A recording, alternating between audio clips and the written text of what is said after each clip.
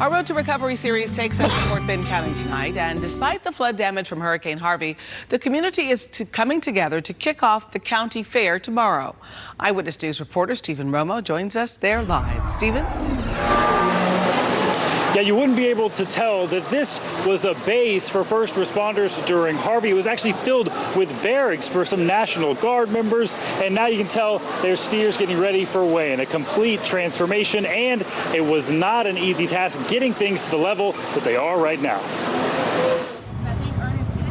Yeah, we had helicopters landing all over the place. A makeshift military base transformed back into a fair just in time for opening day. It kind of looked like a war zone around here. The National Guard, Border Patrol, and other agencies used the Fairgrounds as a base for flooding disaster response.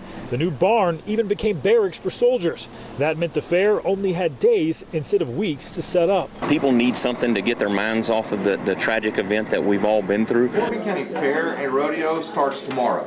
Fair President Ernest Lawson says it took 1,300 volunteers to get it all done. Being retired, I've got some time. And many of the volunteers were affected by flooding themselves, like Pauletta Clemstein, who had to evacuate. It was just very scary for the little ones, but we knew that we had to get out and get everything else to safety. In the middle of the flooding and aftermath, everyone we spoke to seemed sure of one thing. We knew that the fair was going to take place no matter what. We would be here as volunteers. We knew that we were going to have to pick up by our bootstraps. I knew they'd get together even if it's 2 days. I honestly had no doubt in my mind because this fair has a drive behind it that wants to accomplish that for the kids. That's why we're here.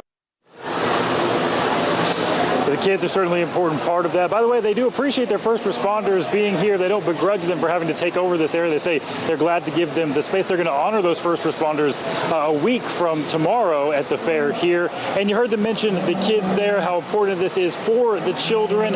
We talked to some of those children, some of them still displaced from their home, but just glad to have some normalcy back to show their animals here. Hear from them coming up tonight at 10. Reporting live in Fort Bend County, Stephen Romo, 13 Eyewitness News. Yeah.